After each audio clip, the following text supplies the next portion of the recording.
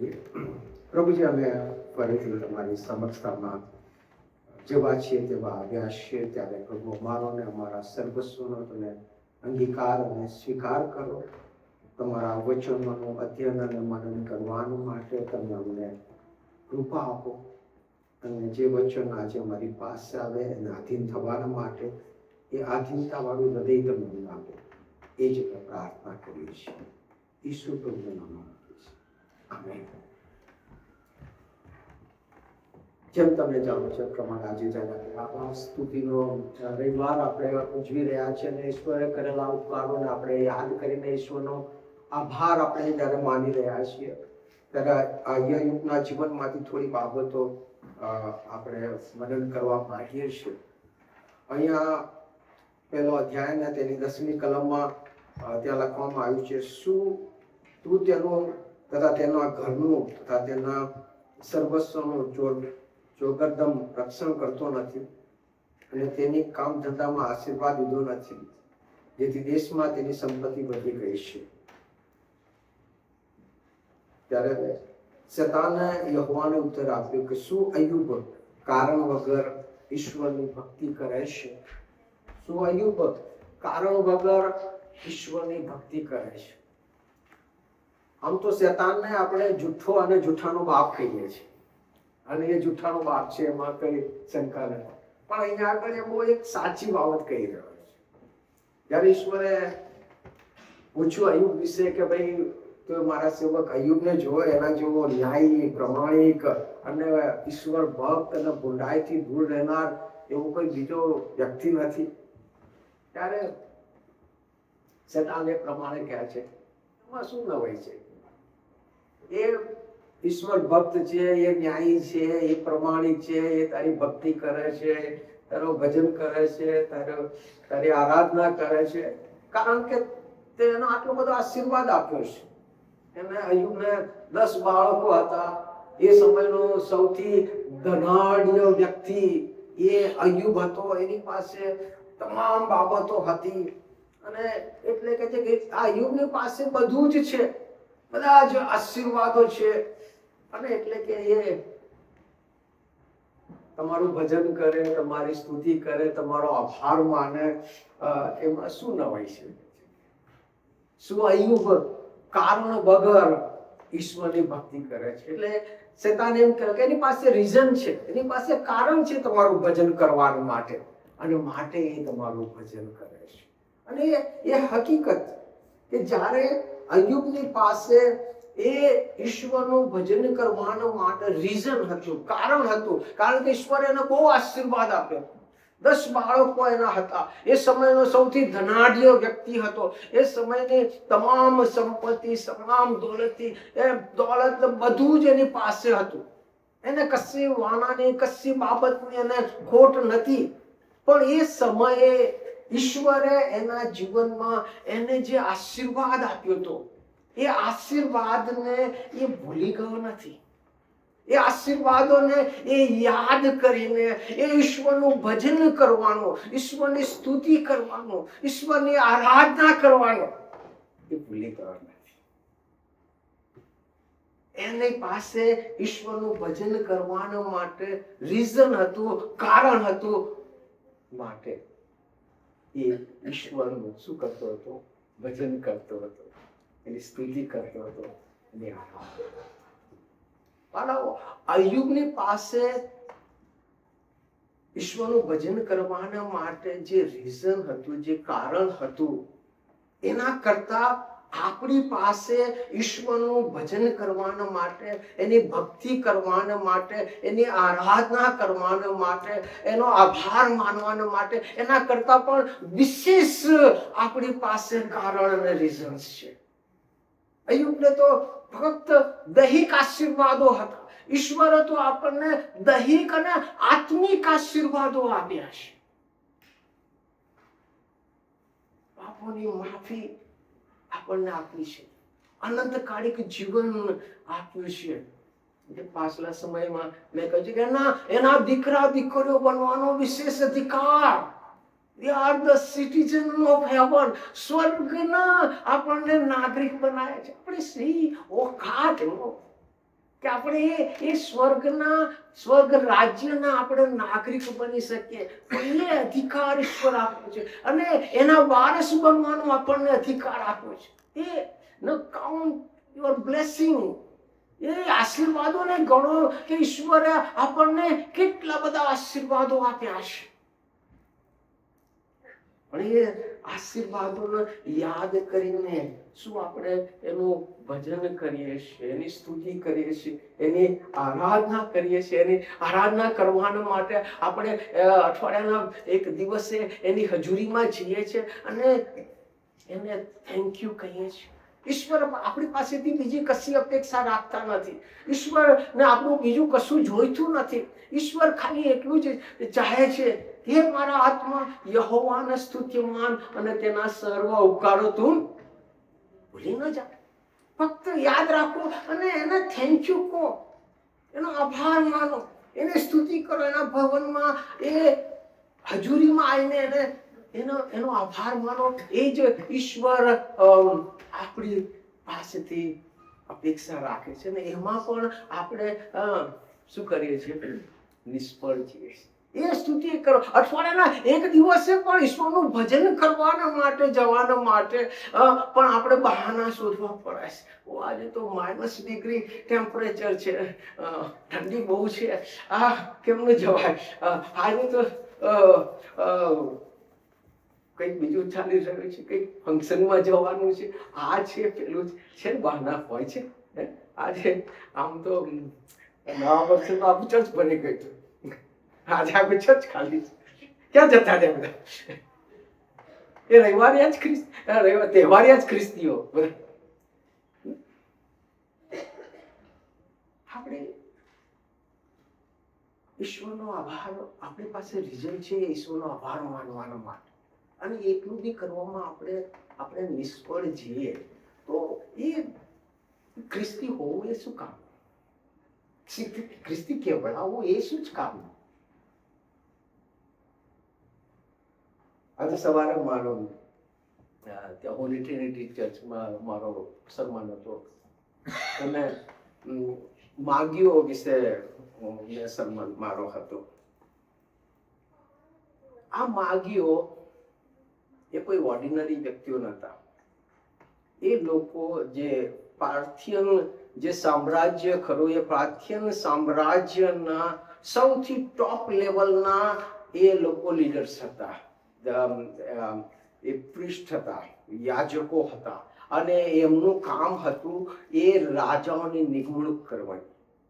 એમના એક શબ્દ દ્વારા એ રાજાને રાજા બનાવી શકતા. એમના એક શબ્દ દ્વારા એ રાજાને પદભ્રષ્ટ કરી શકતા. એટલા તાકાતવર હતા, આ ઇન્ટેલિજન્ટ હતા, ખગોળ શાસ્ત્રીઓ હતા એ લોકો.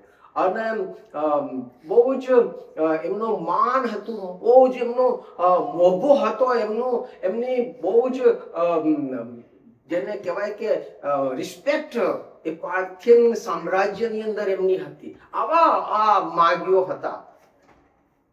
એમણે પ્રભુ ઈસુ ખ્રિસ્તનો જ્યારે જન્મ થયો ત્યારે એ લોકો એ પોતાનું બધું મૂકી દઈને 1000 થી 1200 માઇલની એ લોકોએ મુસાફરી કરી. અને એ મુસાફરી કોઈ સહેલી મુસાફરી નહોતી. અને એ એકલા નહોતા, એ આખો તાક ધાક બધું લઈ નાખી. કે એમની પાસે એમના સોલ્જરો હતા, એમની પાસે એમના ખાવા બનારા એમના કુક હતા, એમના સર્વન્ટ હતા, અને જે ગિફ્ટ લઈને આવ્યા હતા બહુ પ્રેશિયસ અને મોંઘી ગિફ્ટ હતી, કેમ કે એ લોકો રાજકીય ડેલિકેશન હતું. અને એટલે બહુ મોટા રસાળા સાથે એ લોકો ત્યાં આવ્યા હતા. અને આ બહુ મુસાફરી એમણે કરી. બેથલેહેમ જે આવ્યા શેના માટે? ઈસુનું ભજન કરવા, ઈસુનો આભાર. મને કહે છે કે આઈને એમણે ઈસુનું શું કર્યું? ઈસુનું ભજન કર્યું. 1200 માઇલની મુસાફરી એમણે કવર કરી. એ બહુ જ એમાં મહિનાઓ લાગી ગયા એમને ત્યાં પહોંચતા સુધી. અને બહુ મુશ્કેલમય હતી એ મુસાફરી. છતાં પણ ખાલી એક રીઝન માટે તેઓ બેથલેહેમ આવ્યા, ઈસુનું શું કરવા માટે? ભજન કરવા. શેના માટે? એમણે પોતાનો બધાનો ત્યાગ કર્યો, એમણે એમના કુટુંબનો ત્યાગ કર્યો, એમની પોઝિશનનો ત્યાગ કર્યો, એમની સવલતોનો એમણે ત્યાગ કર્યો. They give up everything to just come to the Bethlehem to worship Jesus. Amen.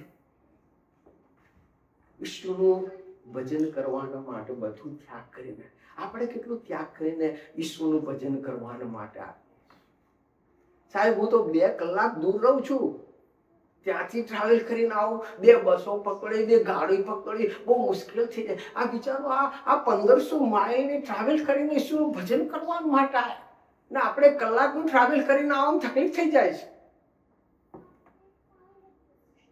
એ લોકોએ આવીને ઈશ્વરનું ભજન, અય્યુબને પાસે જ્યારે રીઝન હતું, કારણ હતું ઈશ્વરનું ભજન કરવાના માટે, ત્યારે એમણે ભજન કર્યું.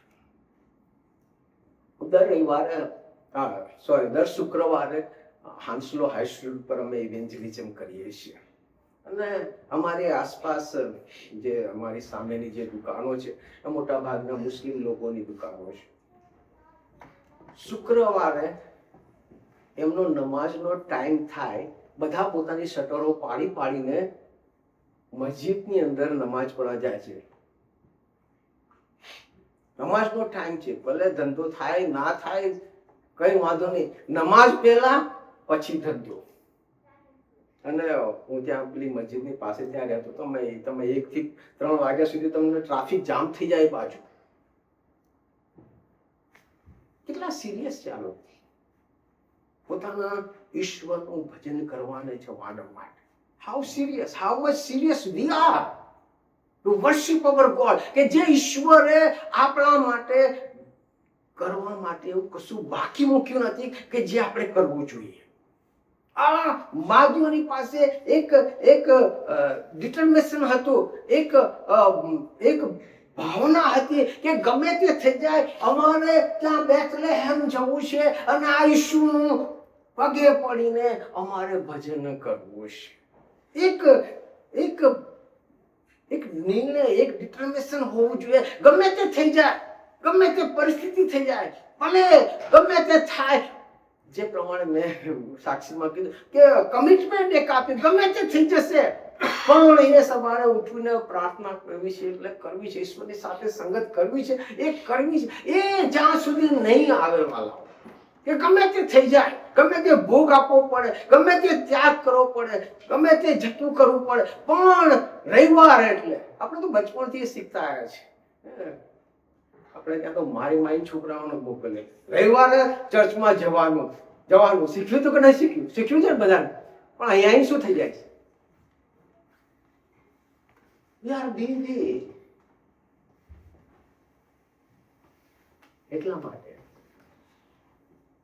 આપણે ગીત કહે છે ને, સ્તુતિ આરાધના ऊपर जाती, स्तुति आराधना ऊपर जाती है, आशीष लेकर नीचे आए. ये स्तुति आराधना ऊपर जैसे ने तो आशीष आपसे, ये स्तुति आराधना ऊपर नहीं जाए ने तो आशीष नहीं आवे. એ ભલે ને ગમે એટલા પાઉન્ડ કમાશો અને ગમે એટલા ઊંધાના આળા પડીને નોકરી કરશો ને ગમે તે કરશો, એ આશીષ નહીં આવે. સાચું કહું છું, લખી રાખો તમે. એ સાચી શાંતિ, એ સાચો આનંદ, એ કુટુંબિક આશીર્વાદ નહીં આવે. અમારો અનુભવ કહું છું તમને. ભાગો, તમારે જેટલા પાઉન્ડ પાછળ ભાગવું હોય, નોકરીઓ પાછળ ભાગવું હોય, જેની પાછળ ભાગવું હોય, ભાગો. એ સ્તુતિ આરાધના ઉપર જશે.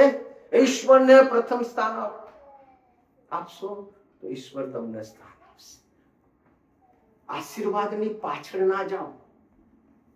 આજે છે આશીર્વાદ અને કાલે આશીર્વાદ નહીં હોય, પણ જો આશીર્વાદ આપનારની પાછળ જશો, એને પ્રથમ સ્થાન આપશો, એના જીવનને એને તમે જીવનમાં સ્થાન આપશો, તો એ આશીર્વાદ નહીં હોય, પણ એ આશીર્વાદ આપનાર ઈશ્વર આપણી સાથે હશે, તો દુનિયાની કોઈ બી તાકાત આપણું કશું બગાડી શકવાનું નથી. Hallelujah, praise the Lord. અય્યુબની પાસે રીઝન હતું, અને એ રીઝન એટલું હતું યસ, આ મને જે આશીર્વાદ આપ્યો છે એ ઈશ્વર આપ્યો છે, અને ઈશ્વરના ઉપકારોને ભૂલી ગયો નહીં, અને એણે ઈશ્વરને શું કર્યો? ધન્યવાદ આપ્યો. આપણી પાસે બી રીઝન છે, આપણી પાસે બી કારણ છે, અનેક કારણો છે, આપણે ભૂલી ન છીએ અને એના નામને ધન્યવાદ. તો બીજી બાબત આપણે આગળ અય્યુબના જીવનમાંથી જોવા મળે છે. જ્યારે શેતાને એ બાબત કહો, અય્યુબની પાસે તો કારણ છે એટલે તમારી ભક્તિ કરે છે. ઈશ્વરે કઈ ઓળખે ત્યારે ટેસ્ટ કરે, એનો પરીક્ષા કરી જોઈ, લઈ લે એનું બધું. અને શેતાને આપણે જાણીએ છીએ કે એનું પરીક્ષણ કર્યું અને બધું જ એનું ખતમ થઈ ગયું. એના 10 છોકરાઓ, 10 બાળકો એક દિવસમાં ખતમ થઈ ગયા. એની ધન દોલત બધી ખતમ થઈ ગઈ. એ કરોડપતિમાંથી રોડપતિ બની ગયો અને બધું ખતમ થઈ ગયું. અને ત્યારે 20મી કલમમાં ત્યાં લખવામાં આવ્યું છે, ત્યારે અય્યુબે ઉઠીને પોતાનો જામો ફાડીને માથું મુંડાવ્યું અને ભૂમિ પર પડીને સ્તુતિ કરતા કહ્યું, મારી માના ઉદરમાંથી હું નાગો આવ્યો હતો અને હું નાગો પાછો જઈશ. યહોવાએ આપ્યું ને યહોવાએ લઈ લીધું. યહોવાના નામને ધન્યવાદ હો. Amen, hallelujah. એની પાસે રીઝન હતું અને એની પાસે જયારે કારણ હતું ત્યારે પણ એ ઈશ્વરની સ્તુતિ આરાધના કરવાનું એ ભૂલ્યો નહીં. એને યાદ રાખ્યું, ઈશ્વરના ઉપકારોને યાદ રાખ્યું અને સતત એ સ્તુતિ કરનાર, ઈશ્વરનું ભજન કરનાર એ વ્યક્તિ હતો. અને જ્યારે એની પાસે કોઈ કારણ નહોતું, એની પાસે કોઈ રીઝન નહોતું, એની જગ્યાએ હું હોય તો ખબર નહીં હું શું કરું. 10 બાળકો, આપણું તો એક બાળકને થોડુંક વાગી જાય ને તો આપણો તો જીવ ઊંચો થઈ જાય. 10 બાળકો ને જુવાન બાળકો થઈ ગયા, ધન દોલત બધી જતી રહી. હવે એની પાસે કોઈ રીઝન નથી બચ્યું, કોઈ કારણ નહીં બચ્યું. શું, શેના માટે ઈશ્વરનો આભાર માનો, શેના માટે ઈશ્વરની સ્તુતિ કરવું? એની પાસે રીઝન હતું, કારણ હતું કે ઈશ્વરને થેન્ક યુ કે નો રીઝન. પણ એને કે છે કે ઘૂંટણે પડ્યો, એને ઈશ્વરની સ્તુતિ કરી અને ઈશ્વરને શું કહ્યું? હું મારી માના ઉદરમાંથી નાગો આવ્યો હતો અને નાગો પાછો જઈશ. યહોવાએ આપ્યું, યહોવાએ લઈ લીધું. યહોવાના નામને સ્તુત્ય. એ રેકગ્નાઇઝ કરે છે કે દરેક આશીર્વાદનો આપનાર એ ઈશ્વર છે. ઈશ્વરે આપ્યું હતું અને ઈશ્વરે લઈ લીધું. એના નામને ધન્યવાદ. અને આ બાબતને જો આપણે ધ્યાનમાં રાખીએ, આપણા મગજમાં ઠસાવી રાખીએ કે મારી પાસે જે કંઈ છે અને હું જે કંઈ છું એ કેવળ ઈશ્વર તરફથી છે. મારા પોતાના સામર્થ્યથી, મારી પોતાની શક્તિથી, મારી બુદ્ધિથી, મારા જ્ઞાનથી કે મારા ડાપણથી મારી પાસે કશું જ છે નહીં. આજે હું નોકરી કરી શકું છું, મને કોઈ પોસ્ટ મળેલી છે કે હું કાર્ય કરી, એ કેવળ ઈશ્વરની દયા છે, ઈશ્વરની જ કૃપા છે. વાલાઓ, ધ્યાનમાં રાખો, યાદ રાખો. ઈશ્વર જો આપણને સહાય ના કરે, જો યહોવા ઘર ન બાંધે તેના બાંધનારનો શ્રમ શું છે? જો યહોવા એ સહાય ના કરી હોય વાલાઓ, તો આપણે ક્યારનાય ખતમ થઈ ગયા હોત. એની કૃપા છે, એની દયા છે, એની કરુણા છે કે આજે મારી પાસે જે કંઈ છે એ ઈશ્વરે આપ્યું છે. ને જ્યારે યાદ આપણે કરીએ છીએ ત્યારે એનો આભાર માનવાનો, એ સ્તુતિ કર્યા વગર આપણે રહી શકતા. અને ઈશ્વર આ અય્યુબ જેવા વ્યક્તિઓને આજે શોધી રહ્યા છે કે રીઝન હોય કે ના હોય, આપણે ઈશ્વરને ધન્યવાદ આપીએ. મારા હિન્દી ચર્ચમાં એક ભાઈ હતા, મારિયો કહીને. એના જીવનમાં થોડા પ્રશ્નો આવ્યા, મુશ્કેલીઓ આવી, તકલીફો આવી અને પછી ચર્ચમાં આવવાનું બંધ કરી દીધું. મેં પૂછ્યું, ભાઈ કેમ આવતા નથી ચર્ચમાં? તો કહે છે કે મારો ઈશ્વર પરથી વિશ્વાસ ઉઠી ગયો છે, હું નાસ્તિક બની ગયો છું. ઈશ્વર મારી પ્રાર્થનાઓ નહીં સાંભળતો, ઈશ્વર છે જ નહીં અને ઈશ્વરથી દૂર ચાલે. જસ્ટ ઇમેજિન કરો, વિચાર કરો કે ઈશ્વરે આપણને જે નથી આપ્યું અને ઈશ્વરે આપણને આપ્યું છે. Count your blessing. ઈશ્વરે જે આશીર્વાદો આપ્યા છે એ આપણને એનો કાઉન્ટ કરો, અને જે આશીર્વાદો નથી આપ્યા એને કાઉન્ટ કરો. હું ડેફિનેટલી 100% કહીશ કે ઈશ્વરે જે આપણને આશીર્વાદો આપ્યા છે ને એ નથી આપ્યા એના કરતા વિશેષ છે કે નહીં? છે. બહુ થોડા આશીર્વાદો છે કે જે ઈશ્વર આપણને નથી આપ્યા, અને ઈશ્વરે નથી બી આપ્યા ને તો એની પાછળનું બી રીઝન છે, કારણ છે. કારણ કે ઈશ્વર આપણને જે બેસ્ટ છે એ આપવા માંગે છે.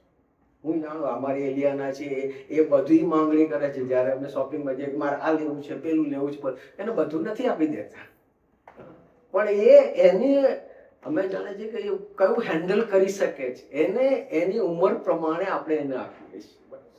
સો God will give us what we can handle. Understand? ઈશ્વર આપણને એ બાબત નહીં આપે કે જે આપણે હેન્ડલ નહીં કરી શકીએ. ઈશ્વર એ બાબત જ આપણને આપશે કે જે બાબત આપણે હેન્ડલ કરી શકીશું. અને એટલા માટે જો ઈશ્વર આપણને કશું નથી આપ્યું તો એના માટે પણ આપણો ઈશ્વરનો આભાર. અને ઘણી બધી વખત આપણને નથી મળતું એનું કારણ બી આપણી ભૂલ હોય છે. પ્રભુ ઈસુ